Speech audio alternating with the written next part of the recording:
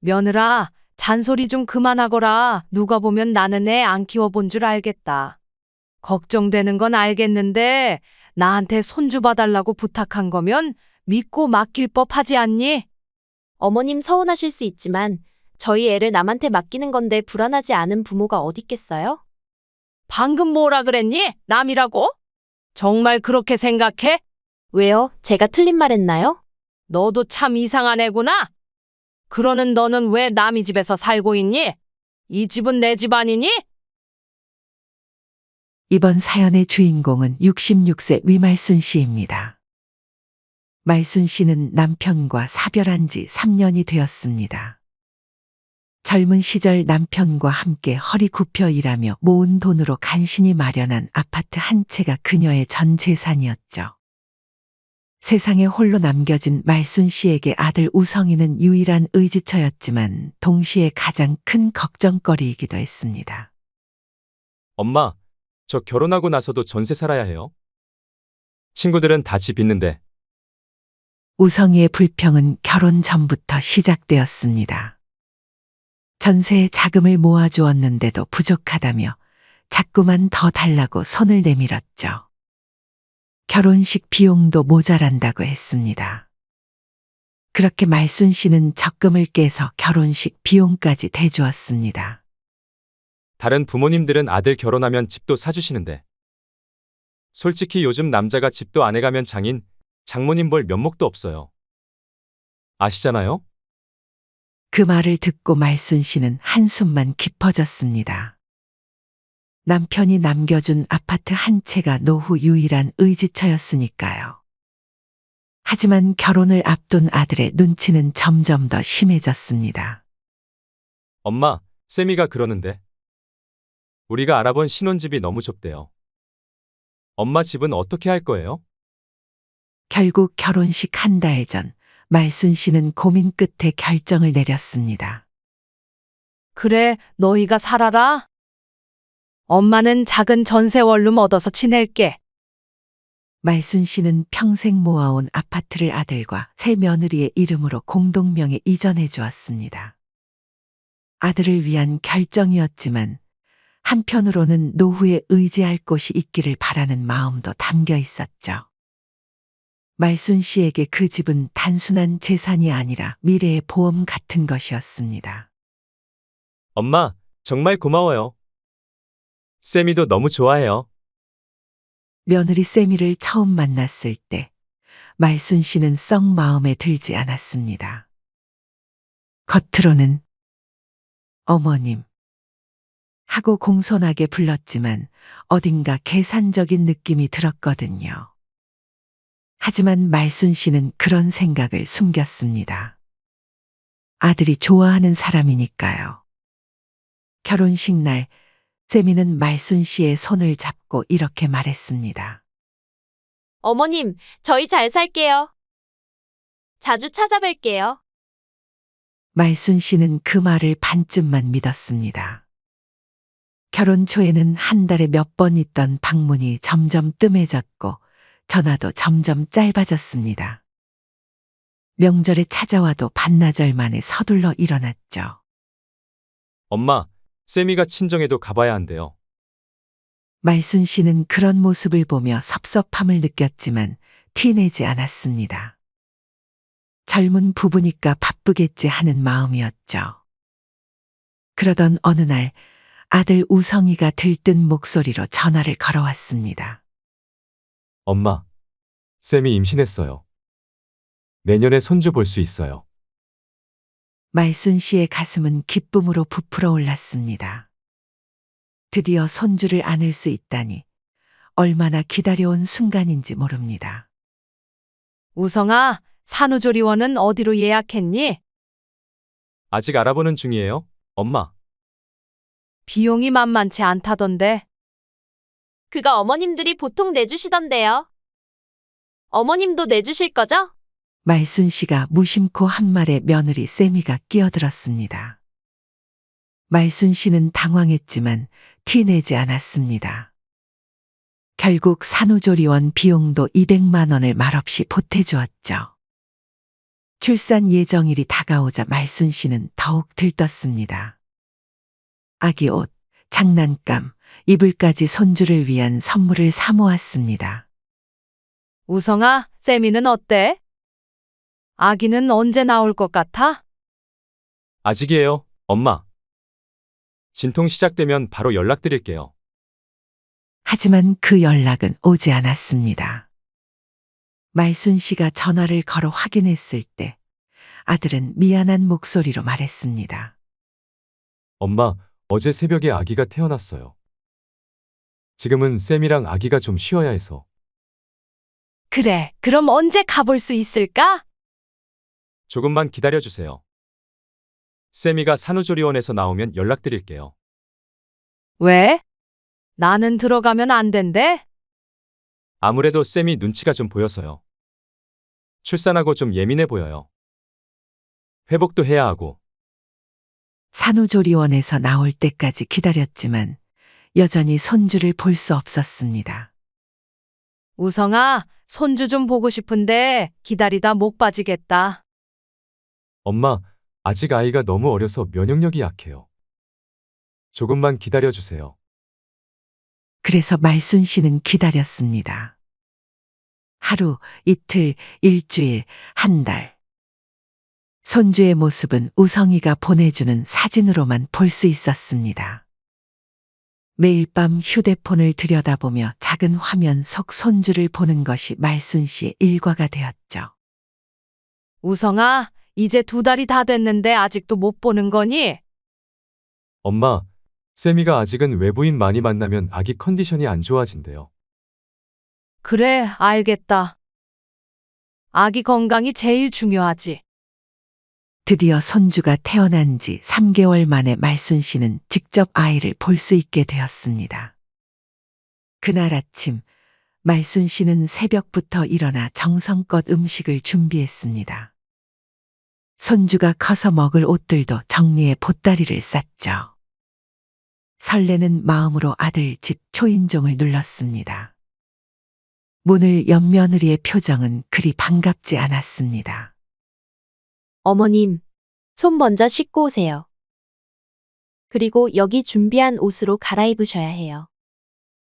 말순 씨는 당황했지만 손주를 위한 일이라면 괜찮다고 생각했습니다. 세미가 건넨 병원 가운 같은 옷으로 갈아입고 손도 곱게 씻었습니다. 마스크까지 착용하고 거실로 나갔습니다. 어디 있니? 우리 강아지. 말순 씨가 아기에게 다가가려 하자 며느리가 재빨리 말했습니다. 어머님, 죄송한데 아직은 멀리서 지켜만 봐주세요. 말순 씨의 손이 공중에서 멈췄습니다. 그 순간 현관문이 열리며 시끌벅적한 소리가 들렸습니다. 어머, 우리 보물 손주의 할머니 왔다. 며느리 세미의 친정어머니였습니다. 안사도는 신발도 제대로 벗지 않고 달려와 손주를 와락 안았습니다. 손도 씻지 않고 옷도 갈아입지 않았습니다. 우리 복덩이, 우리 복덩이. 안사도는 아이의 볼을 비비며 기쁨을 감추지 못했습니다. 놀랍게도 세미는 옆에서 웃으며 그 모습을 휴대폰으로 동영상 찍고 있었습니다.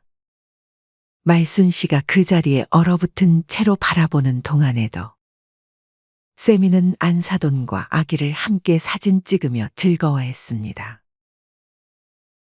그 옆에서 말순 씨는 갑자기 자신이 투명인간이 된 것 같은 기분이 들었습니다.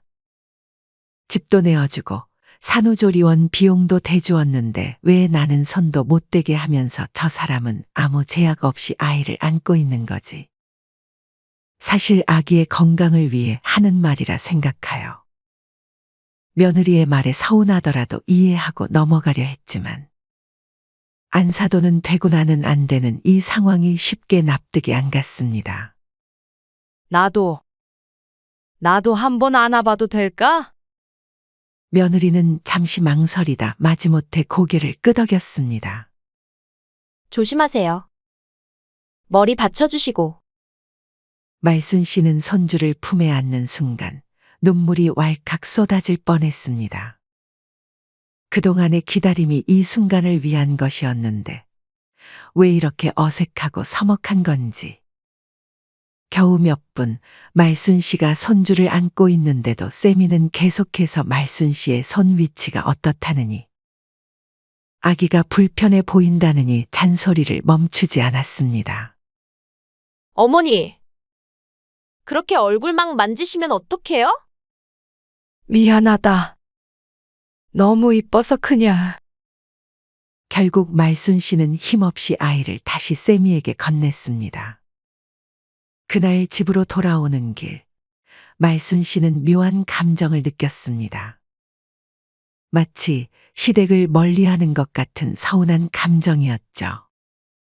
그래도 말순 씨는 출산한 지 얼마 안 되어 며느리가 예민할 수도 있다 생각하여 여전히 참았습니다. 가족이라는 이름을 믿으며 언젠가는 상황이 나아지리라 기대하면서 말입니다. 하지만 그녀의 마음 한구석에는 이미 작은 균열이 생겼죠. 시간이 흘러 말순 씨의 손주가 생후 8개월이 되었을 무렵이었습니다. 여전히 손주를 보는 일은 쉽지 않았지만 아주 가끔 아들 집에 초대를 받아 손주 얼굴을 볼 수 있게 되었죠. 그날도 말순 씨는 손주를 보러 가는 길이었습니다. 손주가 좋아한다는 인형을 사들고 기쁜 마음으로 현관벨을 눌렀습니다. 어머님, 오셨어요? 들어오세요. 세미는 여전히 말투는 공손했지만 눈빛은 냉담했습니다. 우리 강아지 많이 컸어? 말순 씨가 손주에게 다가가자 세미가 말했습니다. 어머님, 저희 말씀드릴 게 있어요. 거실에서는 우성이가 불안한 표정으로 앉아 있었습니다. 말순 씨는 직감적으로 좋지 않은 일이 있음을 느꼈습니다. 그게 엄마, 세미가 다시 일을 시작하려고 해요. 애를 맡길 데가 필요한데. 어머님, 주 3일만 봐주시면 어떨까요? 어차피 혼자 계시잖아요. 그렇게 말순 씨는 매주 월, 수, 금요일마다 아들 집에 가서 손주를 돌보게 되었습니다. 그런데 하루는 집안 곳곳에 카메라가 있어 출근하려는 며느리에게 물어봤습니다. 이게 다 뭐니? 웬 카메라가 있어? 아, 그거요? 저희 집에 홈캠 설치했어요. 저희 출근하면 걱정이 좀 돼서요. 거실 구석, 주방 천장, 아이 방 벽면에 작은 카메라들이 설치되어 있었죠. 요즘 뉴스 보면 애들 사고 많잖아요. 그냥 안전을 위해서예요. 그날부터 말순 씨는 카메라의 시선을 느끼며 손주를 돌봐야 했습니다. 웃음도 말도 조심스러워졌습니다. 자연스러운 행동 하나하나가 어색해졌죠. 강아지야, 할머니랑 놀자. 까꿍. 말순 씨가 손주와 놀아주다가도 문득 카메라를 의식하면 웃음이 경직되었습니다. 혹시 지금 저 카메라 너머로 세미가 자신을 지켜보고 있는 건 아닐까 하는 생각에 말순 씨는 항상 긴장했습니다. 점심시간 말순 씨는 손주에게 이유식을 먹이고 있었습니다. 그때 휴대폰이 울렸습니다. 어머니, 애 밥 정량만 주셔야 해요. 애가 체할 수 있으니까 조심하세요. 말순 씨는 가슴이 철렁 내려앉았습니다. 세미가 실시간으로 카메라를 보고 있었던 거였습니다. 말순 씨의 손이 떨렸습니다. 그녀는 숟가락을 내려놓고 깊은 한숨을 내쉬었습니다. 그날 이후로 말순 씨는 항상 누군가가 자신을 지켜보고 있다는 느낌에 시달렸습니다. 화장실에 가는 것조차 조심스러워졌습니다. 잠시라도 손주를 혼자 두면 안 될 것 같은 압박감이 들었죠. 하루는 말순 씨가 손주를 재우고 잠시 쉬고 있는데 휴대폰이 또 울렸습니다. 어머니, 애가 자는데 왜 거실에 계세요? 혹시 무슨 일 있으면 바로 못 가잖아요. 너무 걱정하는구나. 내가 알아서 할게 그만 신경 끄고 일이나 하거라. 말순 씨는 더 이상 참을 수 없었습니다. 손주를 사랑하지만 이렇게 감시받는 느낌은 견디기 힘들었습니다. 그날 밤 말순 씨는 잠을 이루지 못했습니다.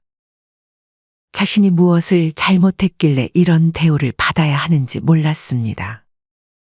나는 애 안 키워봤나? 뭐가 그렇게 걱정이 되길래 왜 이렇게 감시를 해?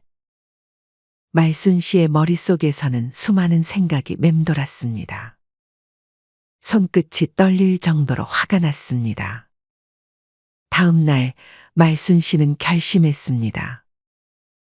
더 이상 카메라 앞에서 긴장하며 지낼 수 없었습니다. 손주를 돌보러 가자마자 말순 씨는 조용히 손수건을 꺼내 거실 카메라를 가렸습니다. 그리고 주방과 아이 방 카메라도 마찬가지로 가렸죠. 이제 좀 편하게 놀자. 우리 강아지. 그날은 오랜만에 말순 씨가 마음 편히 손주와 놀아준 날이었습니다. 손주의 웃음소리가 집안에 가득했고 말순 씨도 진심으로 웃을 수 있었습니다. 카메라의 감시 없이 손주와의 시간은 훨씬 더 자연스럽고 즐거웠습니다. 할머니가 노래 불러줄까? 말순 씨는 손주를 무릎에 앉히고 노래를 불러주었습니다. 손주는 까르르 웃으며 말순 씨의 얼굴을 만졌습니다. 그 순간만큼은 세상 모든 걱정이 사라진 것 같았습니다. 하지만 그 행복도 잠시였습니다. 오후 5시 며느리 세미가 예상보다 일찍 퇴근했습니다. 현관문을 열자마자 세미의 얼굴이 불그락불그락해졌습니다. 어머님, 왜 홈캠을 가리셨어요? 세미의 목소리는 떨리고 있었습니다. 말순 씨는 침착하게 대답했습니다. 내가 뭐 잘못한 것도 아닌데 왜 이렇게 감시받는 느낌이 드는지 모르겠더라. 실제로도 계속 나한테 잔소리하지 않니? 세미는 입술을 깨물었습니다. 그녀의 눈에는 분노가 가득했습니다. 어머님 서운하실 수 있지만 저희 애를 남한테 맡기는 건데 불안하지 않은 부모가 어딨겠어요? 그 순간 말순 씨의 심장이 쿵 내려앉았습니다. 남이라는 단어가 귓가에 맴돌았습니다. 말순 씨는 자신의 귀를 의심했습니다. 그저 가족이라는 이유로 모든 것을 참아왔는데 결국 자신은 남에 불과했다는 사실이 가슴을 찢어놓았습니다. 며느리 세미는 그제야 자신이 실수했다는 것을 깨달았는지 말을 더듬었습니다. 방금 뭐라 그랬니? 남이라고? 아니, 그게 아니라. 어머님을 남이라고 한 게 아니라 그냥 일반적으로. 하지만 이미 말순 씨의 귀에는 들리지 않았습니다. 지금까지 참아왔던 모든 서러움이 한꺼번에 밀려왔죠. 너도 참 이상한 애구나. 남한테 애를 맡기고? 말순 씨의 목소리가 떨렸습니다. 손주는 마치 할머니의 슬픔을 느끼기라도 한 듯 갑자기 울음을 터뜨렸습니다. 며느리는 서둘러 아이를 안아 달래며 말순 씨에게서 멀어졌습니다. 그 순간 말순 씨의 머릿속에서 무언가가 확 바뀌었습니다. 지금까지의 모든 상황이 한순간에 정리되는 느낌이었습니다. 아들 부부에게 집을 내어주고 손주를 위해 참아왔던 모든 시간이 마치 모래성처럼 무너져 내렸습니다. 이제 와서 보니 너는 나를 남처럼 대우했나 보구나. 아니요, 그냥 말이 그렇다는 거죠. 뭘 또 그렇게 받아들이세요? 말순 씨는 천천히 일어섰습니다. 손주에게 마지막으로 손을 흔들어 보이고 가방을 들고 현관으로 향했습니다. 며느리는 당황한 표정으로 말순 씨를 바라보았습니다. 어머님, 어디 가세요? 아직 애 저녁 먹여야 하는데. 나는 남이니까 그만 가보마. 그렇게 말순 씨는 아들 집을 나왔습니다. 엘리베이터 안에서 그녀는 깊은 한숨을 내쉬었습니다. 아파트 단지를 빠져나오는 길, 말순 씨의 전화가 울렸습니다. 아들이었습니다. 하지만 말순 씨는 전화를 받지 않았습니다. 지금은 혼자만의 시간이 필요했습니다. 집으로 돌아가는 버스 안에서 말순 씨는 창밖을 바라보았습니다. 가로등 불빛이 하나씩 켜지기 시작했고 서울의 저녁은 점점 깊어갔습니다. 내가 너무 오래 참았나 보다. 다음 날 아침 말순 씨는 오래전 지인이 소개해준 변호사의 명함을 찾아 전화를 걸었습니다. 다행히 당일 상담이 가능했습니다. 말순 씨는 서둘러 준비를 마치고 집을 나섰습니다. 변호사 사무실은 강남의 높은 빌딩 안에 있었습니다. 어떤 일로 오셨나요? 제 재산을 되찾고 싶습니다. 말순 씨는 떨리는 목소리로 자신의 상황을 설명했습니다. 아들 결혼 때 공동 명의로 넘겨준 아파트, 그 뒤로 이어진 소외감, 그리고 어제 있었던 남이라는 발언까지. 변호사는 때때로 고개를 끄덕이며 경청했습니다. 법적으로 가능합니다. 특히 증여 당시 조건이 있었다면 더욱 그렇습니다. 말순 씨는 망설임 없이 재산 분할 청구 서류에 서명했습니다. 이것이 그녀가 내린 결정이었습니다. 더 이상 남으로 취급받지 않기 위한 그녀만의 작은 반란이었죠. 절차가 어떻게 되나요? 우선 내용 증명을 발송하고 상대방의 반응을 보겠습니다. 합의가 되지 않으면 소송으로 넘어갑니다. 말순 씨는 고개를 끄덕였습니다. 변호사 사무실을 나오는 길, 마치 무거운 짐을 내려놓은 것 같은 홀가분함을 느꼈습니다. 그날 저녁 며느리와 아들이 말순 씨의 집을 찾아왔습니다. 문을 두드리는 소리가 점점 거세졌습니다. 엄마, 문 좀 열어봐요. 대체 무슨 일이에요? 말순 씨는 천천히 문을 열었습니다. 아들 우성이와 며느리의 얼굴은 당황과 분노가 뒤섞여 있었습니다. 엄마, 쌤이한테 그렇게 말하고 가셨다면서요? 왜 그러세요, 갑자기? 왜 그러냐고? 네 와이프가 남한테 애 맡기는 게 불안하다고 말했다. 우성이는 잠시 말문이 막혔습니다. 세미가 모든 이야기를 한 모양이었죠. 그건 쌤이가 말실수한 거예요. 어떻게 엄마를 남이라고 생각하겠어요? 그럼 왜 홈캠으로 나를 감시했니? 그건 쌤이가 좀 예민해서 그렇죠. 내 아내가 날 얼마나 무시했는지 너는 모르지? 내가 얼마나 참아왔는지 모르지? 아들 우성이는 할 말을 잃은 듯 했습니다. 말순 씨는 깊은 한숨을 내쉬었습니다. 내가 평생 모아온 집을 너희에게 줬는데 그 대가가 이거니? 엄마, 그거 아니에요. 우리 진짜 고마워하고 있어요. 그냥 쌤이가 요즘 일 때문에 예민한 것뿐이에요. 아들아, 나도 인간이야. 나한테도 자존심이 있어. 지금까지 시댁 차별했던 거 계속 참았다. 그때 말순 씨의 휴대폰이 울렸습니다. 변호사였습니다. 말순 씨는 아들 부부 앞에서 전화를 받았습니다.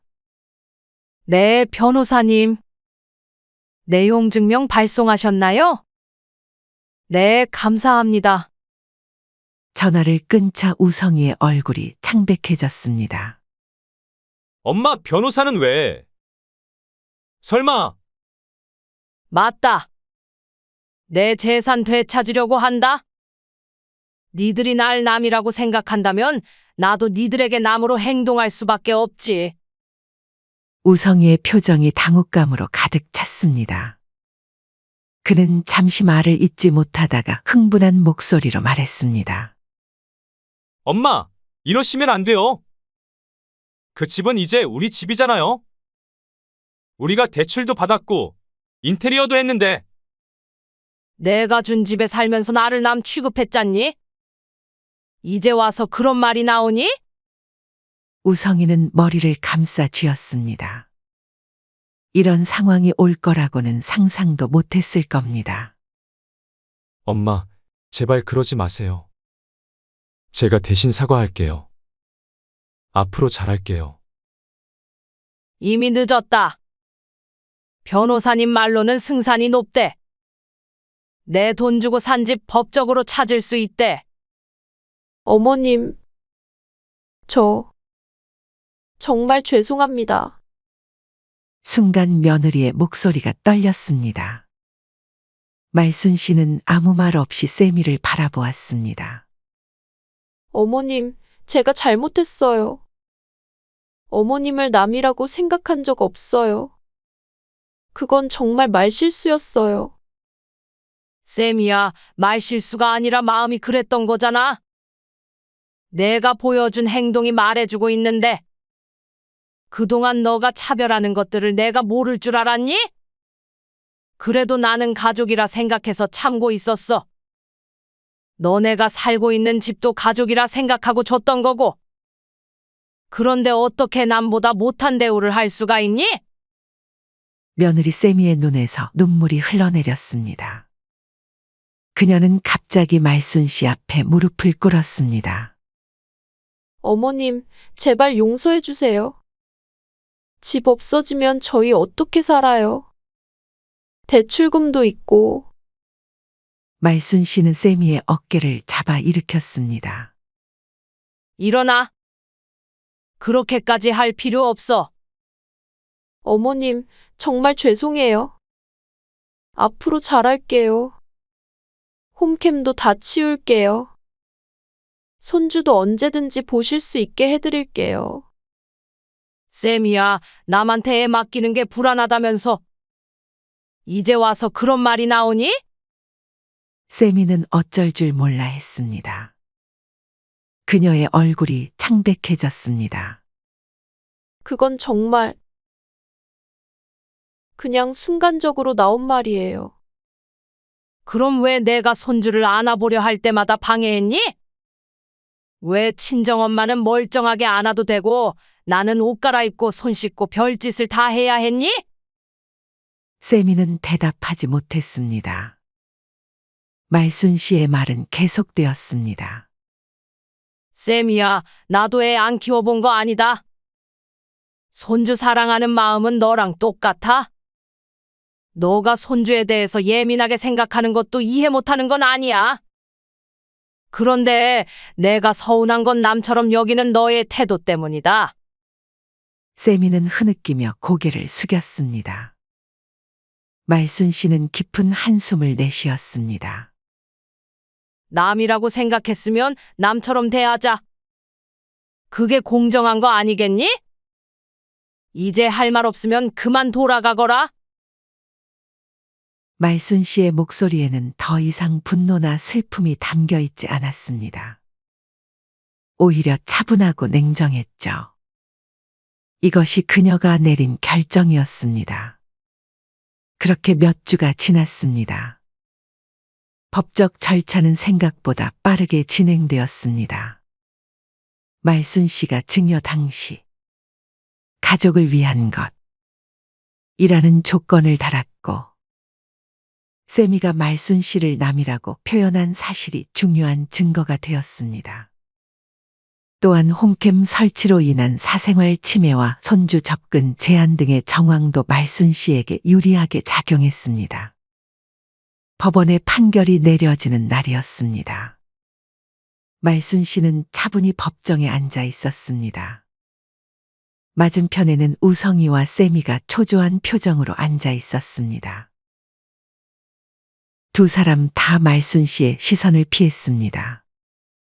원고 승서. 판사의 선고가 내려졌습니다. 말순 씨는 조용히 고개를 숙였습니다. 감정을 드러내지 않으려 했지만 가슴 속에서는 뜨거운 무언가가 솟구쳤습니다.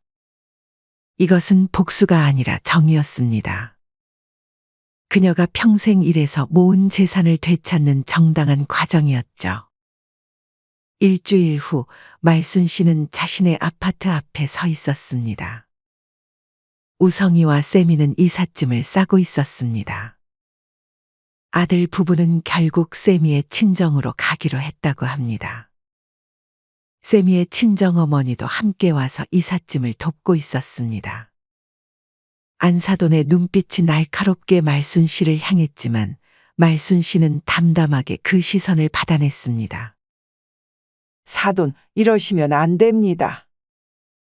자식이 어떻게 사는지도 모르고. 너무하신 거예요. 안사돈의 목소리에 말순 씨는 차분히 대답했습니다. 제 자식이 어떻게 사는지 알고 싶었지만 제가 남이라서 그럴 수 없었네요. 안사돈은 말문이 막혔습니다. 며느리가 모든 이야기를 했을 텐데도 친정어머니는 자기 딸 편만 들고 있었습니다. 그렇게 아들 부부가 떠나고 한 달 뒤, 창문 너머로 봄 햇살이 따스하게 비쳐들었습니다. 말순 씨의 인생에 새로운 계절이 시작된 것 같았고, 마침내 진정한 평화를 느꼈습니다.